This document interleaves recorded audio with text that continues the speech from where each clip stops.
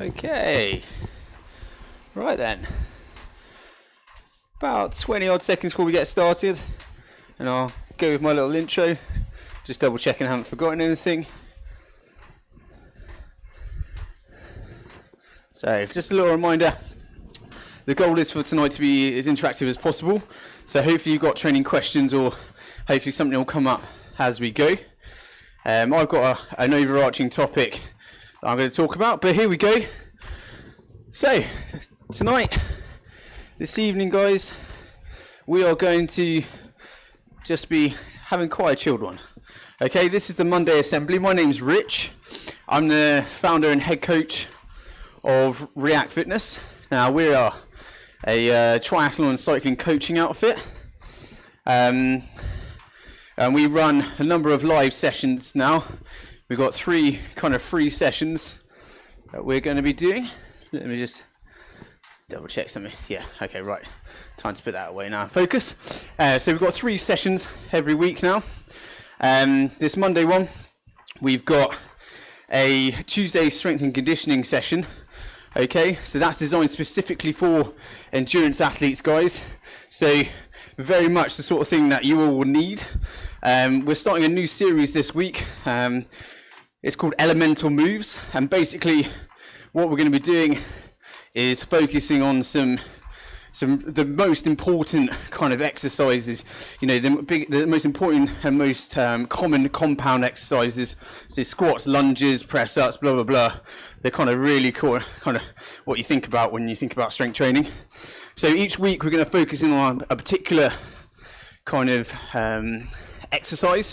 First week being squats, and basically we're just going to teach you proper technique, because let's face it, none of us ever get taught this stuff.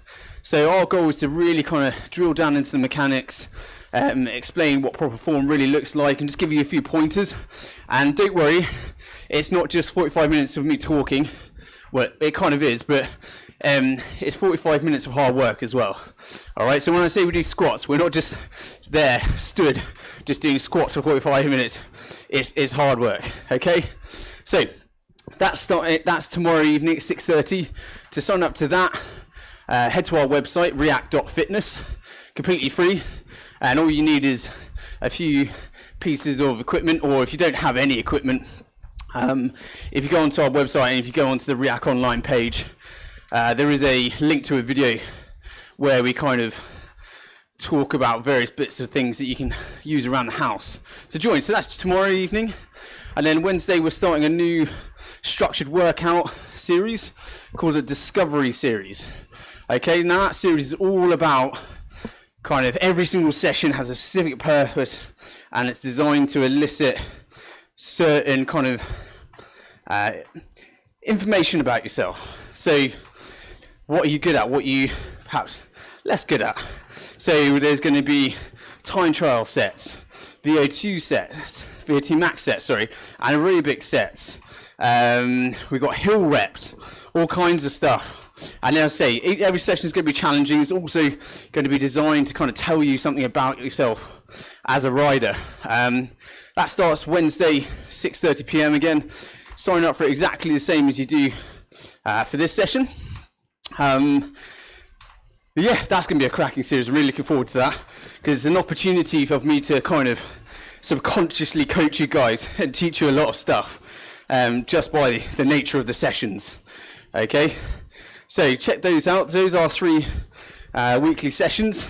You'll see on the live stream, sorry, this is my final little bit of plugging. You'll see on the live stream that we had an advert to our training camp. So we've got a triathlon and cycling training camp on the 30th of April to the 7th of May.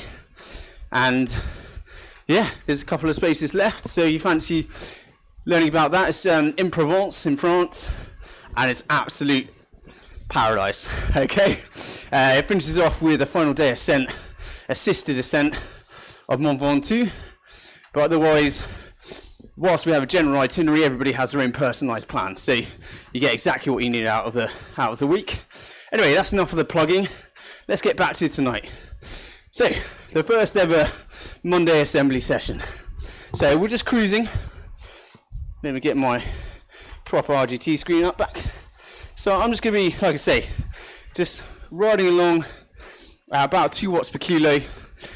Tonight isn't designed to be high intensity. Okay, and that brings me to tonight's topic, where I'm going to be talking about why low intensity training is so important for cyclists, triathletes and endurance athletes. Okay, just going to be drilling down a little bit into the science. It's not going to be hopefully science overload, but kind of our whole thing as a coaching outfit is that we want athletes to understand why they're doing stuff, rather than just sort of saying do this, do that, and everybody follows suit. We want them to know why they're doing it, because it helps so much more with motivation if you know why you're doing a session. So hopefully everyone's nice and relaxed so far. Should be pretty chilled. As I say, if you've got questions at any point, guys, I'd recommend using the chat feed on RGT if you want to send a text, or if you're on Zoom, unmute yourself and just ask. But I am going to get stuck into the main topic. Just one final thing to say. I'll be on the, we have got, how far have we got? We've got about 30 Ks of riding on the Leuven circuit. I'm going to stay on the feed for about an hour, and then I'll duck off, because otherwise I'll get too hungry and probably just turn into like Tasmanian devil and start trashing the place. So I'll stay on for an hour and then I'll duck off. But guys, if you want to stay on for longer, absolutely no problem. As this is the first session, you know, it's a bit of a tester just to see kind of what happens and what we need to do to improve. So if we find that actually people want more distance on these rides, all it is just me adding a couple of extra laps. So please do hit us with your feedback, preferably not during the session but afterwards, because I can't really do much during the session. But yeah, feel free to drop us a DM or email just with any feedback. But yeah, so low intensity, we should all be pretty relaxed. In terms of effort, generally throughout the whole session, other than the climbs, we want you kind of chilling at around a 3 or 4 out of 10 effort, 10 being a full-on sprint. So you should be able to talk. You know, actually, I think the way I'm speaking is actually quite a good representation. You can hear that I'm just getting a bit of a blow on, but still able to hold a conversation, we hope. So yeah, that's the low intensity effort, 3 or 4 out of 10. If we go into it a bit more specifically, we're talking about, if you're familiar with your training zones, we're talking about zone 2. Okay, so that's around 56 to 75% of FTP. So that's what you're aiming to look for now. So just to simplify it a second, and if you've got your phone, or who has a calculator nearby, you got your phone nearby, just quickly work out what 65% of your FTP is. Okay, because that's basically the number that I always remember. And then if I'm around 10 or 15 watts either side of that, I know I'm still in the right kind of area. So that would be my main advice when it comes to low intensity training and these sessions. Okay, that's why I'm saying, giving you all this information up front, so that while you're in this session, you can think, all right, let's work out zone 2, work out 65% of FTP, and that's the kind of effort I'm going to stick to, other than when I'm on the climbs, which is where we're at right now. Okay, particularly on this Leuven circuit, there's some pretty aggressive climbs, so you kind of just have to get up them really. Anyway, so zone 2 training, low intensity training. Why is it important? I know this will hit tumbleweed, but just very quickly, has anybody got an explanation of this for themselves? Why low intensity training is so important? I'll just leave that question there in case anybody wants to answer it. As I say, those for these sessions to be a bit more interactive than our Wednesday session. But if anyone got an answer for me that they're willing to venture?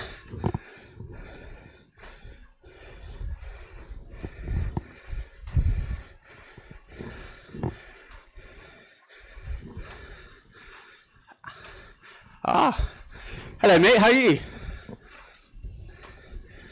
Yeah, very well, thank you. You got an answer for me? Yeah.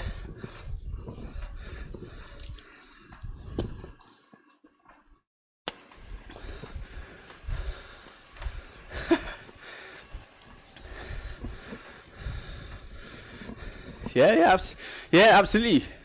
So I was giggling through that because I just saw Darren's answer on RGT. His answer for anyone that didn't see it was, "No, Rich, that's why I'm here, to find out." Fair enough. Yeah, you're absolutely right, Sylvain. So really, your zone 2 kind of low intensity riding, it's all about improving that aerobic fitness, that ability to kind of go for longer. And really, it doesn't matter whether you're a crit racer or a stage racer, you still have to do kind of progressive, low intensity training. So, because really, if you're weak at the moment, is just high intensity training. So if you're only doing structured training at the moment, you really want to start introducing kind of low intensity sessions like this. Okay, that's not actually, for once, that isn't a plug. That is just, easy group rides. I'm going to be talking about group riding in particular, but just easy zone 2, 65% of FTP, 3 or 4 out of 10 effort. Because you only improve so much unless you're balancing that high intensity training with progressive low intensity training. So in terms of kind of some practical help, the sort of ratio that we're talking about. So just 1 second quickly. High intensity training, I'm talking anything that is kind of near your FTP and above. Okay, just in case anyone wasn't sure what I meant by high intensity training, those sorts of sessions that feel like a 7 out of 10 and above. Okay, but in terms of the ratio that you want low intensity to high intensity, the general rule is that out of your total volume, you want about 80 to 20, 80 in favor of low intensity.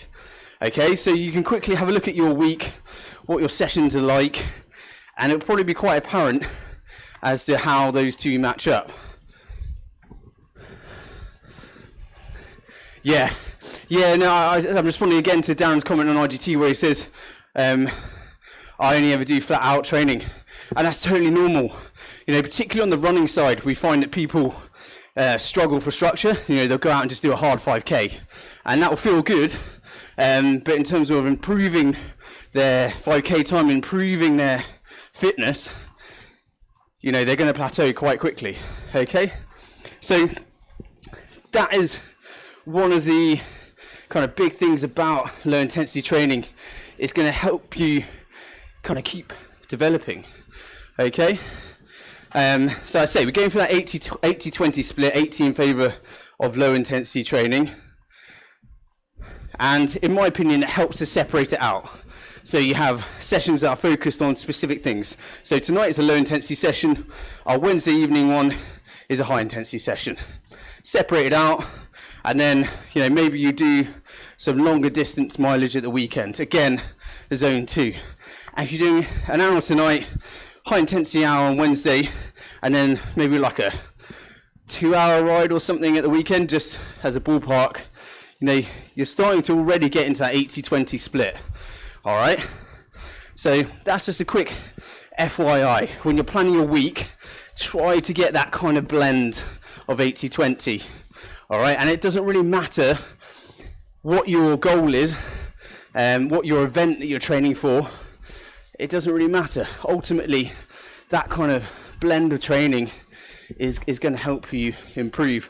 It does obviously, of course, get more nuanced than that, and that's why people like me have a job. Well, at least I hope it is. It does get more nuanced than that, but just as a general rule, that's going to help you. And really what we're trying to do is avoid injury, avoid chronic fatigue. And so just a little kind of general rule like that is super helpful, I find. Okay. So just to repeat what I was saying earlier, zone 2, this low intensity riding that we're talking about, 56 to 75% of FTP. Or I just remember what 65% of FTP is. and then allow for 10-15 watts either side before I start to chastise myself. Okay, yeah, you can't really get it wrong. If you don't have a power meter out on the road, so I and all our athletes, you know, we'll do quite a lot of structured training on the turbo during the week, and then at the weekend I have to force them out at the, you know, at sort of gunpoint to go out and do their long distance, low intensity based training. So out on the roads for 2, 3, 4 hours, whatever it is that they're up to. Okay, and many of our athletes don't have power meters out on their bike. So really what you want to kind of get good at is when you're doing training on RGT, you really kind of take stock of how it feels. So at the moment, I'm not at the moment, okay, so I've just upped my effort to just around 215 watts, which is roughly about 65% of FTP for me. Okay, so for me, that's zone 2, that's 65% of FTP, that's around a 3 or 4 out of 10 effort. And I'm just taking stock of how that feels, so when I go out on the road, I can try and match that instinctively. Okay, so you've ever been to our structured Wednesday sessions, we talk about rate of perceived exertion, effort out of 10 a lot. And the reason is so that you can take that away from the turbo trainer and still train effectively. You can do all those kind of power targets instinctively. That's the goal. Okay, so don't worry if I'm throwing all these power numbers at you and you don't have a power meter once you're off the turbo trainer. Really not a big deal. If you're sensible about it and you take stock of your efforts in these sorts of sessions, you can easily transpose it out on the road, sorry, and do it instinctively. Okay? So talking about group riding as we're in that context now, it's really important that when you're doing a group ride that you do keep it sensible. Okay, this is one of the challenges that I have with some of our athletes. They ride for a club and they love their weekend ride with their mates, which is totally fair enough. All this is meant to be fun, ultimately. But one of the problems that we do have is that sometimes the group rides, they get a little bit leery. Somebody goes off up a hill and then everyone's chasing them, blah, blah, blah. And before you know it, your long, low intensity ride has actually just become another high intensity ride. Okay, and the problem with that is, if we're going back to that 80-20 split, suddenly that 80 is getting smaller and that 20 is getting bigger. And what can happen is, if your longer low intensity sessions kind of morph into your high intensity set, you just accrue too much fatigue and it spills over into future sessions, and ultimately that's going to harm your consistency. And consistency is really kind of the main driver of progression.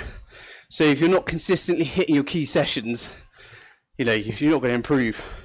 Not a significant rate, at least. So this isn't me saying don't have fun on your group rides. It's just, well, it's two things. Firstly, if you can, keep the silly stuff to a minimum and just, you know, do it a couple of times. Or if it does get a little bit silly and you're just having fun and you just want to go with it, which is absolutely fair enough. It would be a pretty cold person to say you must stop having fun and do exactly what I say. But if that does happen, you are going to have to adapt future training sessions. So if you ride on a Sunday and the ride gets big and lots of smashing up hills or racing each other, if you've got training on Monday or Tuesday, you're going to have to adapt it. You're probably going to have to turn it into more recovery or lower intensity if it was a structured set. So you've always got to kind of stay on top of this stuff, because if you don't, trust me, you can quickly become chronically fatigued, and that's a really miserable state to be in.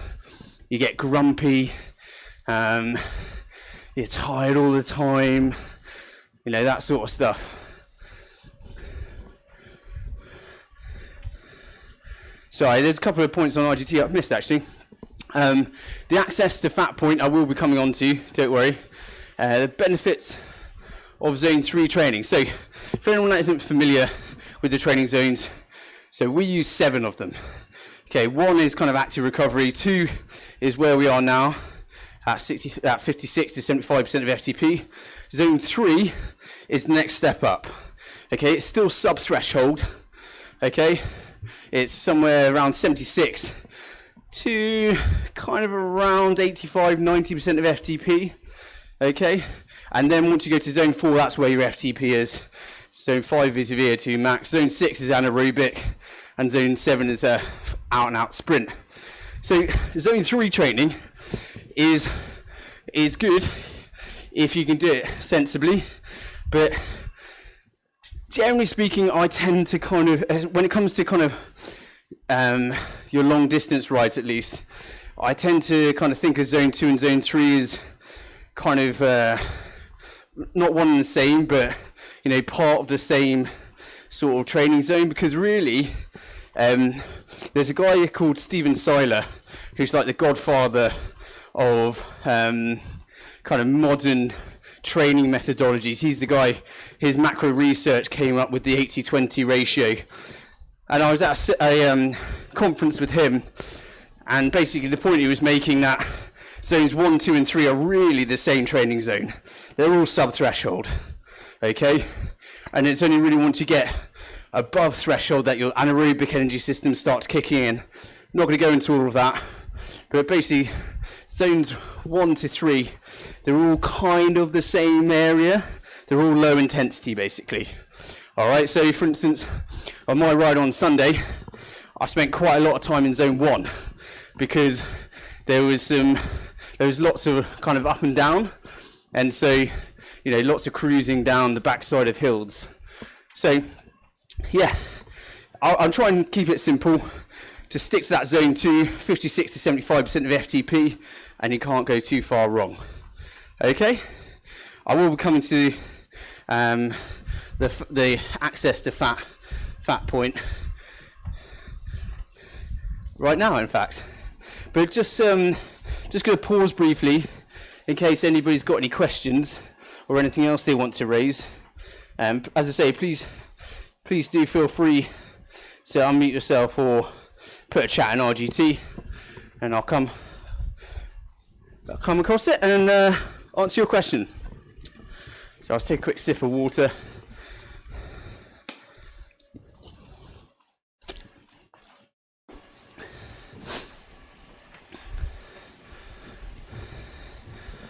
So it's coming back to the access to fat. What Geth is talking about there is basically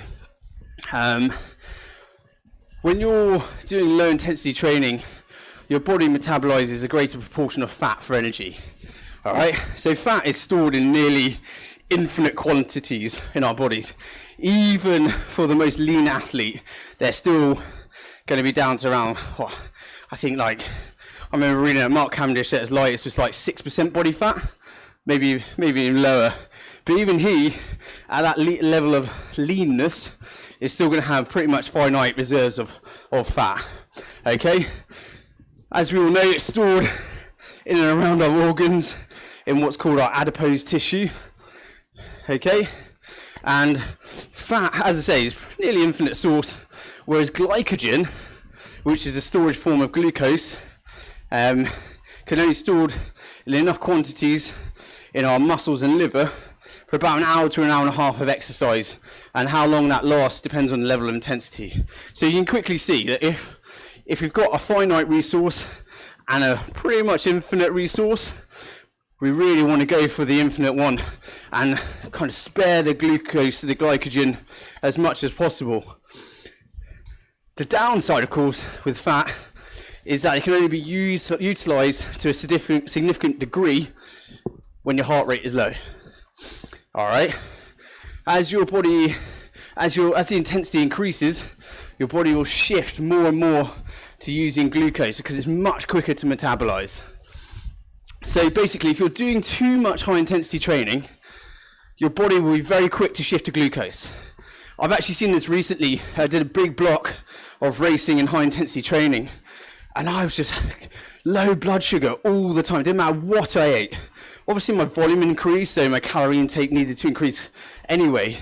But I was like, I was bonking during sessions. You know, I've never experienced anything like it. And so once I got through that high intensity block, I was pretty relieved. And now I'm kind of back to kind of more normal rhythms, shall we say. So yeah, if you're doing too much, you might find that you have a constant sugar craving. For me, it was carrot cake.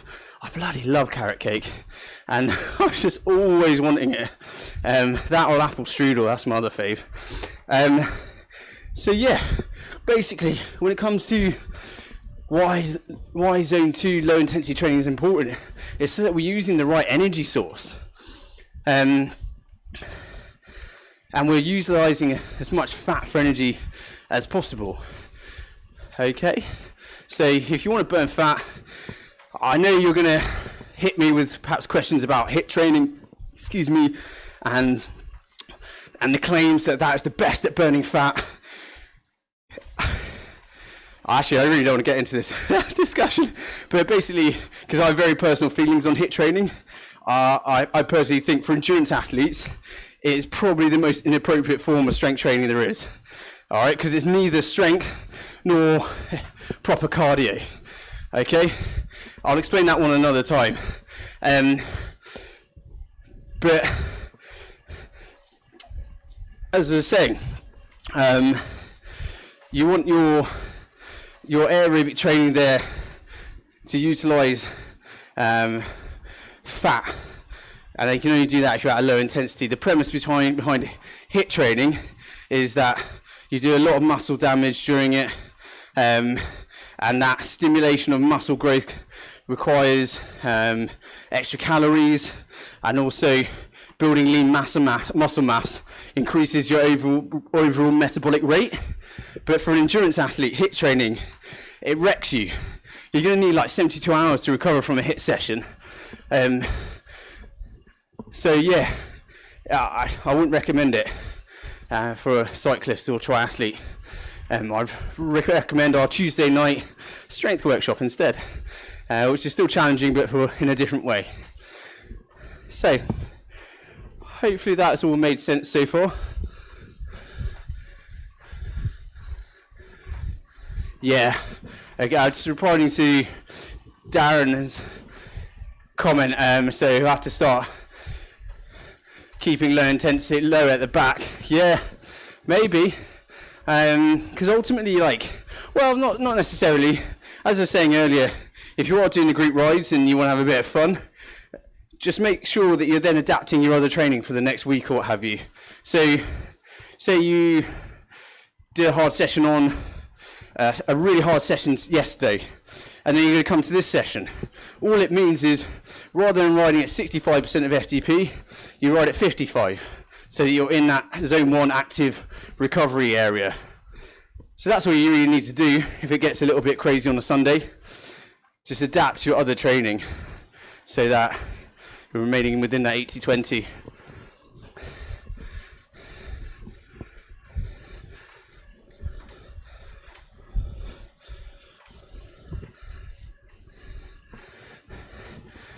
So I'm just looking at the other comment that came through. I'm not sure if that was a question or not.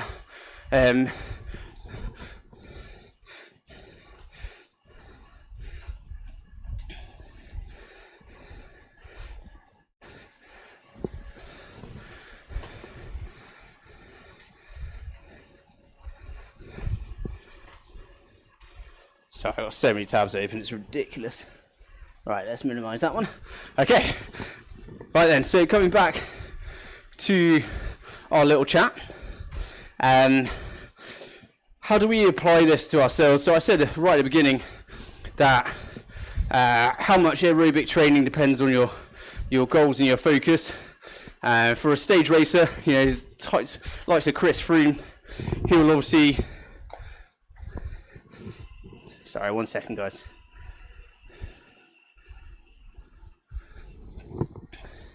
So the likes of Chris Froome, as I say, as a stage racer, he'll have to do tons of aerobic training, low intensity training, 5-6 hour days, 3 or 4 times a week, doing probably well over 30 hours of training a week.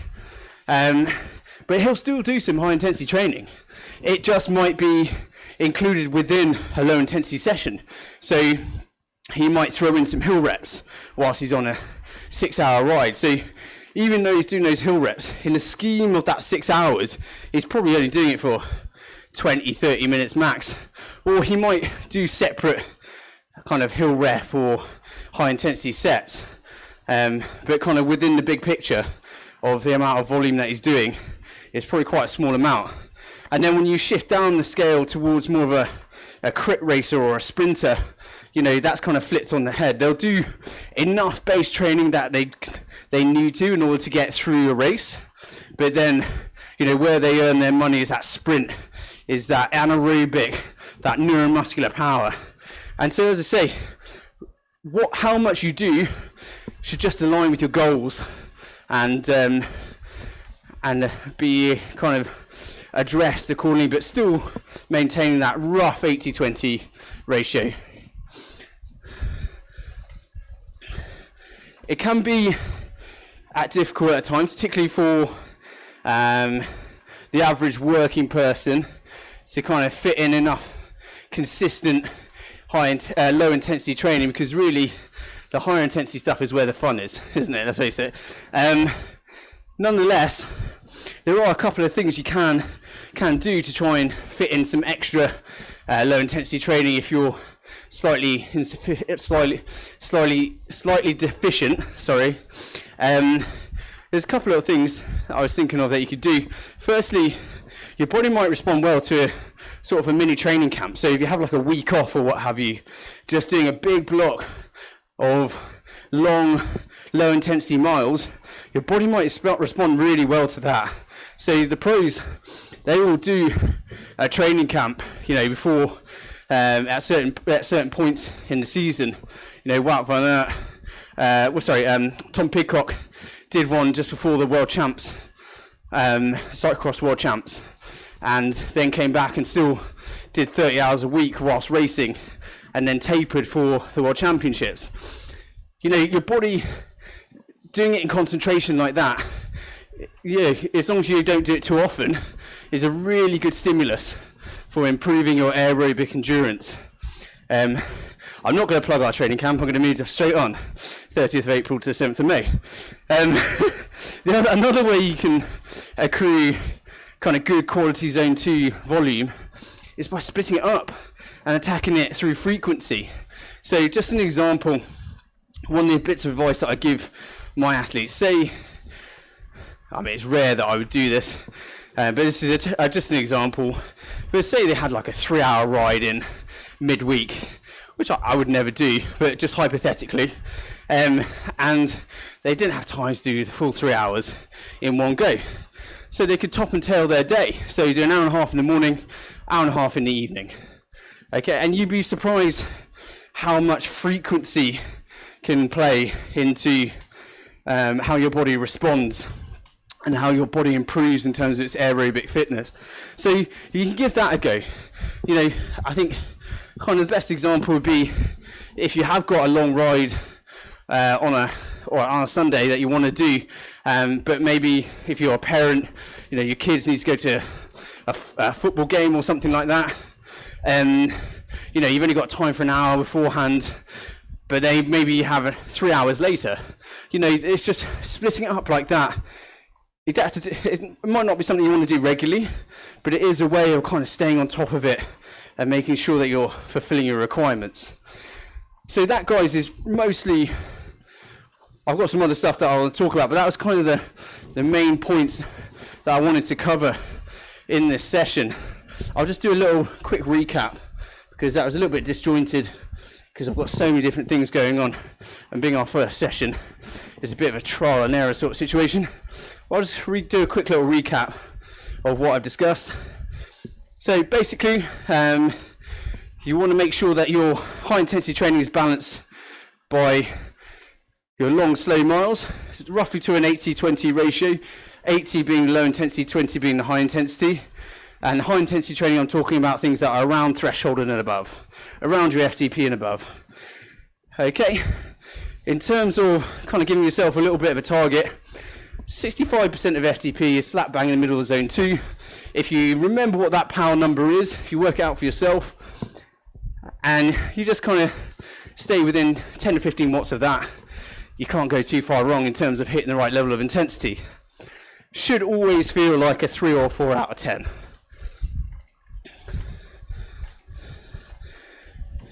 As Geth mentioned on the RGT chat, zone 2 training is where we teach our bodies to be more efficient at metabolizing fat for energy.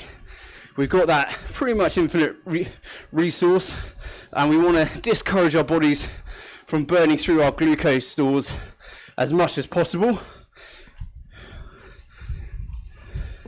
But that requires training at a lower heart rate. Okay, so remember, at a 3 to a 4 out of 10 effort. As I said earlier, if you're doing too much high intensity training, it does mean that your body is a little bit kind of quick to jump on the glucose rather than the fat.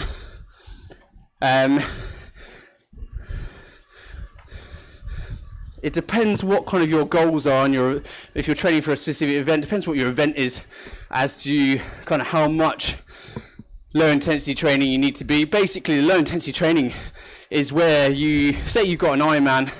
So I'm a triathlete predominantly. Say you've got an Ironman. The low intensity training is where you build to be able to ride for 5, 6, 7 hours. Okay? And it's hard to progress that if you're working too hard all the time. Okay? And it doesn't have to be working too hard by much. I think that's another key point to make. So if your goal is to sit around 65%, but for long sways of your ride, you're sitting at 80, 85, maybe even 90% of FTP, that is going to hit you hard. And you're going to need extra recovery on top of what is already a long ride. So it's about being disciplined so that you can progress in a consistent way and not pay for your efforts down the road. Quick couple of little tips. You can do a little mini training camp, a little block of high volume, low intensity training, and your body will hopefully respond nicely to that. But you can't do it too often. Or you can split sessions up and top and tail your day. So that's pretty much just a quick little recap of what I've talked about. We're coming up to around just under 40 minutes in. So we've got another 20 minutes of the live feed. Yeah, I can talk forever, guys. Particularly when it's being streamed and recorded. But please do hit me with your training questions. It doesn't have to be related to what I've been discussing. It can be about anything as long as it's training related, really. So, yeah, of course.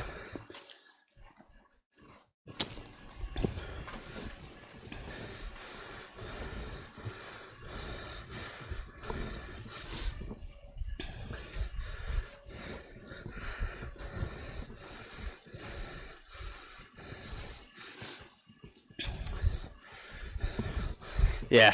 So the question was about if you're training for a particular event, an Ironman, do you do kind of different phases of training, high intensity blocks, low intensity blocks, etc., etc.? The answer is yes and no. So this is where we start to get into the philosophies of different coaches. Okay. So my philosophy is really you should be doing a bit of everything all the time, but how that is weighted does change in the season.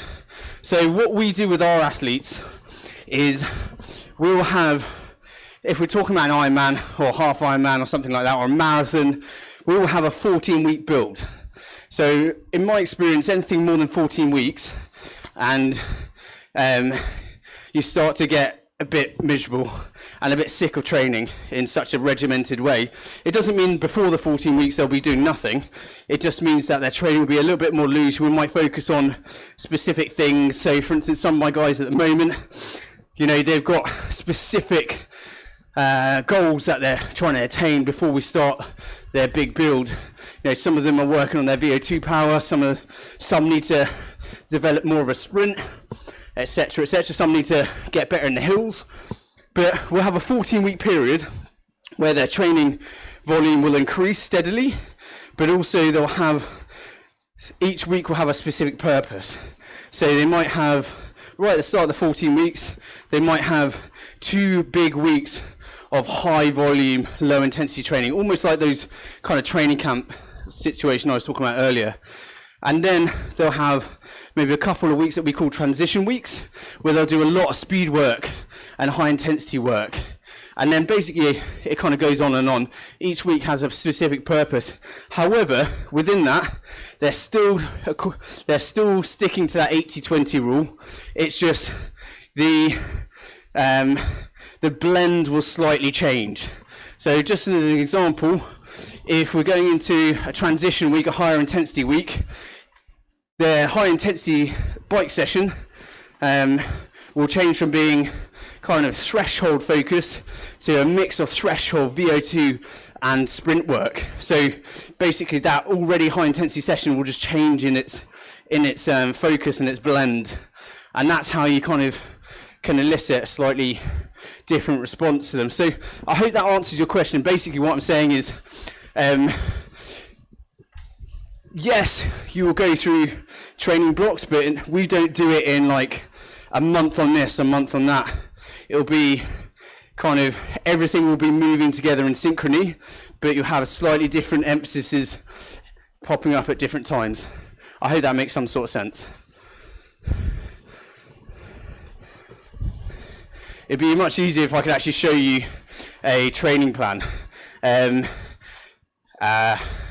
But yeah, with all the tech going on, I can't actually do that right now. But hopefully that makes sort of sense. 14-week build, every week will have a specific purpose, but ultimately their volume and the amount of low intensity mileage they're doing will increase, even if the kind of focus of the week changes. And then, just to quickly finish off, talking about training structure, one of the things that we also do is we will structure an athlete's entire training program around their recovery. So we don't work, the traditional model is to do kind of 3 weeks loading, 1 week unloading, like a recovery week sort of situation. We don't ascribe to that. Our methodology is to have just constant recurring recovery, so that hopefully you don't need many recovery weeks because you're always chipping away at that fatigue.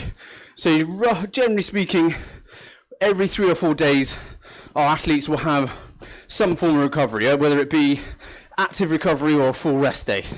And so the idea is that they never, hopefully, don't get into a state of accruing too much fatigue because they're always chipping away at it. So that again would be another piece of advice when you're planning your week. Just try and make sure that your recovery is planned into it and it's regular, because it's not worth getting to a really overly fatigued state and then trying to recover, because once you get into a chronic fatigue state, it takes months. It's not just I'll take a week off and I feel better. It takes months, because effectively what's happening with chronic fatigue is your hormonal systems are all out of whack. You know, your sleep patterns are probably messed up. Your production of certain hormones is probably slightly inhibited. So to get that back to neutral takes a long time. Okay, so hopefully I've answered your question and expanded on it a little bit. Just open the forum up, see if anyone else has got any questions.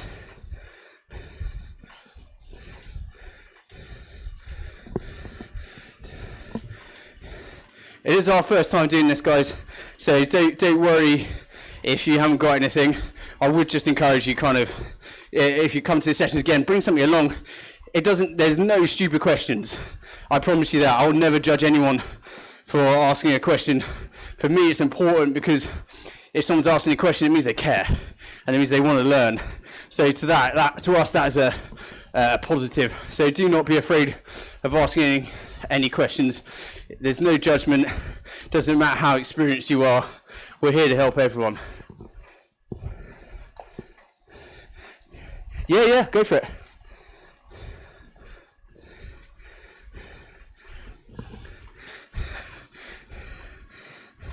Yeah.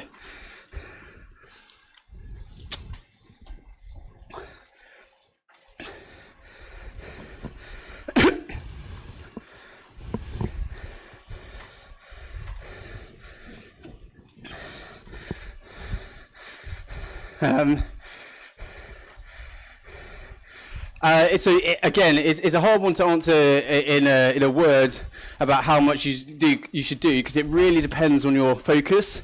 But yeah, I think so. There's a really good book by Andy Coggan, amongst others. Basically, the guys behind Training Peaks. It's called Training with a Power Meter. So it's a really kind of unexciting title, but it's basically kind of the underpinning of cycling training, really. We can all dress things up in different ways and give our books different titles, but ultimately we're all working off roughly the same premises. So yeah, I think if I were to give my athletes sort of 3 or 4 high intensity sessions a week, they crumble, because that's all well and good if you're then following it up with plenty of recovery. Because ultimately, guys, recovery is basically where you get stronger. Okay, so if you've got that stimulus, that big old stimulus, that damage to your muscles, you know, the pressure on your cardiovascular and respiratory systems, they're going to elicit changes in your body. Things like increased capillarization to transport blood to the muscles, increased cardiac output. So basically your heart gets bigger and stronger, and can pump more blood per contraction. You know, you increase red blood cell count, blah, blah, blah.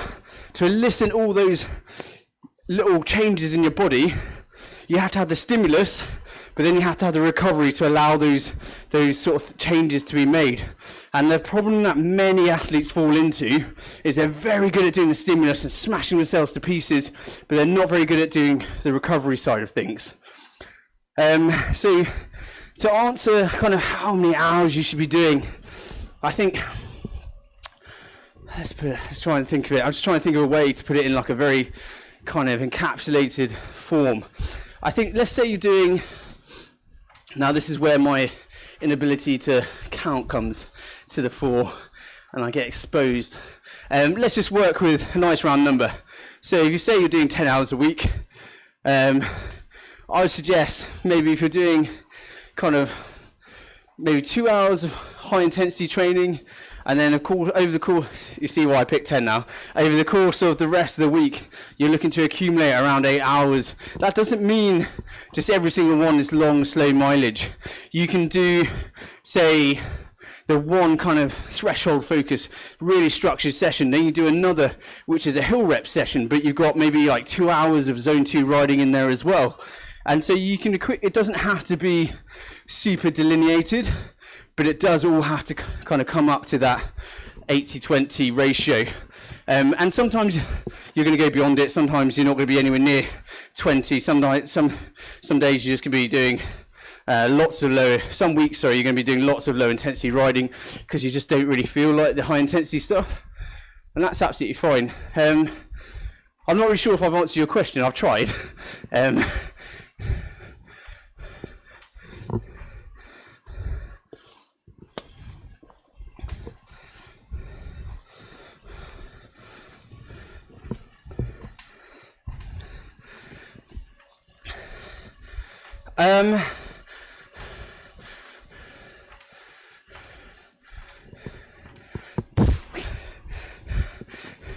You're going to get me in trouble, Mike. I couldn't possibly speak to their motivation, but and without kind of seeing the plans, but if I just kind of take it at face value, yeah, potentially. I think there is kind of a bit of an issue with coaches and training platforms kind of trying to make themselves sound smarter than they are, because actually the training principles are very simple. The reason some coaches are better than others, I would say, is one, because they're perhaps better informed. I'm not saying I am better informed, I'm just saying the best coaches are well informed. But the best coaches are able to keep things, they have the confidence to keep things simple. I think if you're trying super elaborate methodologies, it's going to be hard to keep your athlete on track. It's going to be hard to kind of keep your athlete motivated because they're not going to be able to see the big picture. They're not going to necessarily understand why they're doing every session.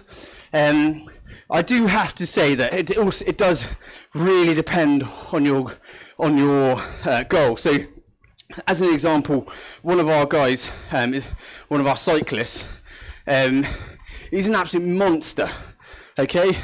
I grew up with a guy. I hope he never watches this feed because he'll get a huge big head off it. But I grew up with a guy, and I don't know 4 or 5 years ago, I started training him, and he was always a good athlete. But I just quickly discovered he just gobbles up training volume like no other athlete I've come across. And with him, we could do quite a lot of high intensity training and basically progress exponentially before he got built up too much fatigue.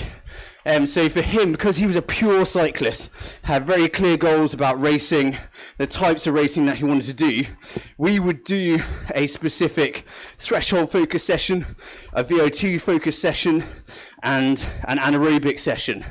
And the way we would do it we'd have the really high intensity stuff at the beginning of the week, and then taper down the intensity until he got to his weekend ride, where he'd go out and do maybe 2.5 hours on a Saturday, and maybe 3, 4, 5 hours on a Sunday. So for him, because he was doing quite a big volume, those 3 high intensity sessions actually still fitted within that rough ratio. It was just that his overall volume was, just a lot bigger than most other athletes. So, yeah, again, I don't think I really answered your question, but it's a different philosophy, is perhaps the most diplomatic way of answering it.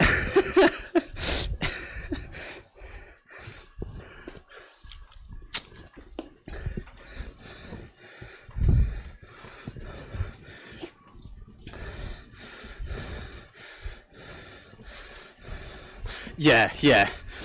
I mean, we're saying, yeah, absolutely. Yeah, what you said is right. So, 80-20 ratio is not perfect, but then again, there is no perfect strategy, because if there was, literally every person would do it. But basically, the principle is founded on a huge body of research, and I mentioned the guy earlier, Stephen Seiler, his macro research, where he focused predominantly on, I think, cross-country skiers, and then it broadened out to kind of Olympians. Basically, the commonality between them all was that it doesn't really matter what their focus was. They did the really world-class ones, the ones that were winning everything, were the guys who were doing lots of low-intensity training, and then kind of smaller blocks, or a smaller ratio of higher intensity training. I'm always very easily tempted into criticising other people. Like before we started streaming these sessions, you should see our squad sessions. It's basically an hour of me just bitching about people. But I'm not going to do it in these sessions, okay? Okay, so we've got 6.5 minutes, and then we've only got about 1.6 Ks to go, so we might actually finish before then. But guys, if you've got any last questions, I'm very happy to answer them. I'm going to stop at the hour mark, but if there are kind of some ongoing questions, very happy to stick around for a few minutes. Otherwise, guys, do feel free to email us, info@riak.fitness, or you can drop us a message on social media, whatever. Please do always feel free to ask. And as I say, if you fancy joining us next week, please do bring any questions, send them to me in advance, or you can ask in the session, and I'll just try my best to cover it all. But as I say, this is our first session doing this sort of structure. So now that I'm a bit more familiar with all the tech and all the various things I've got going on, hopefully I'll be a little bit more coherent next week. But this session is meant to be pretty unstructured, and we'll just talk about whatever we want. I always bring a training topic, but if we get sidetracked, I really don't care. I want to make sure I'm answering the questions and teaching you guys the stuff that you really want to know about. So don't worry about sidetracking me.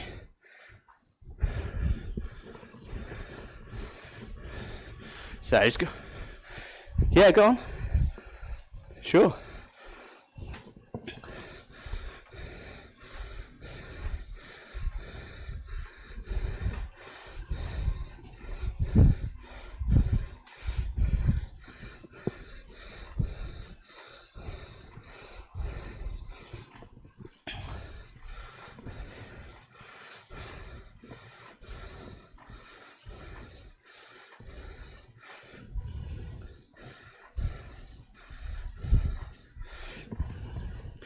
Yeah, so basically you'll be burning both at the same time, regardless of how high intensity you're going, but the ratio changes. So when you're at sub-threshold, zone 1, 2 and 3, you're going to be burning a greater proportion of fat, and then as you get to a high intensity, you start to burn more glucose and less fat, because a single kind of molecule of fat will burn, a single gram will burn something like, I think it's like 9 calories. There's like 9 calories per gram. I can't remember the ratio. But anyway, basically a molecule of fat will contain more energy than glucose, but it's much harder to get into, to metabolize. And so I get your thinking that if I do lots of high intensity training, it's going to burn fat, and it is going to burn fat. I'm not saying it's not. I'm just saying that your body is going to be kind of burning more of that glycogen, that glucose, and it's going to be favoring that. And so actually, what you might benefit if you're just doing high intensity training, and say you have weight loss goals, you actually perhaps be better sort of dropping some of the high intensity training and then hitting more longer, slow, easy miles. I know it might seem counterintuitive, but it's just science, basically. And it's kind of one of the annoying things about the fitness industry is that it's so much easier to sell kind of smashing yourself to pieces and working hard, because everybody knows that you're going to get some benefit from that. The much harder sell is to say, actually, rather than that 1 hour hit session, you should go do 2-3 hours low intensity, because well, I love that stuff, but some people will consider it more boring, I imagine. So.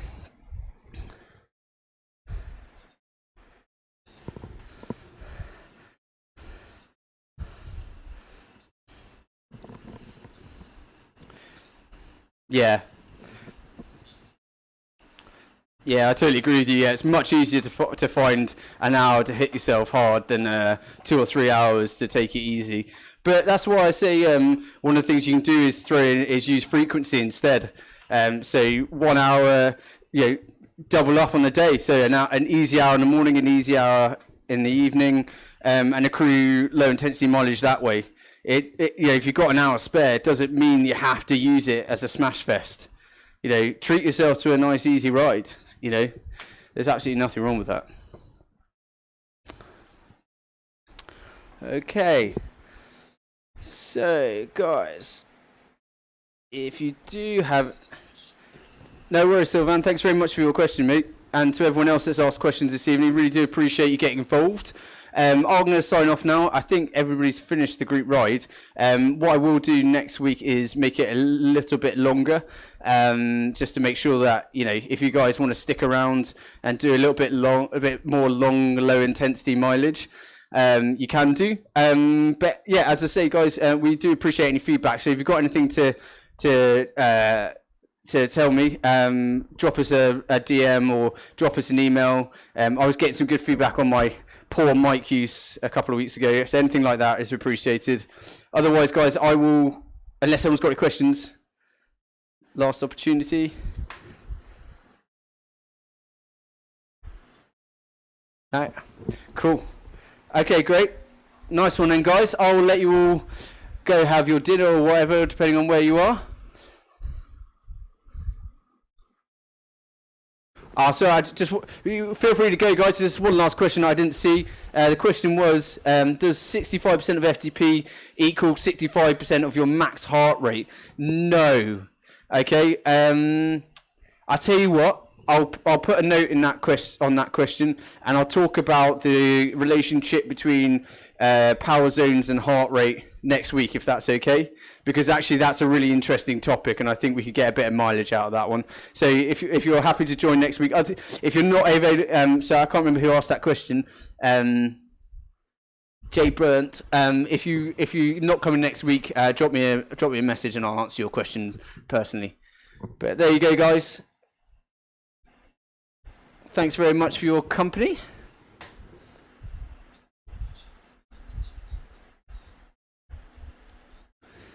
See you, Sylvan. Well done, guys. So that wasn't me being rude, by the way. I just saw a really good opportunity to talk about a good subject next week. But if there's any quick ones before I go.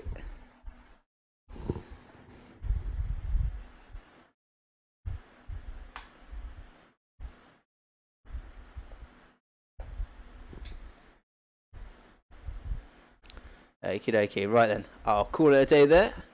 Have a lovely evening, everyone.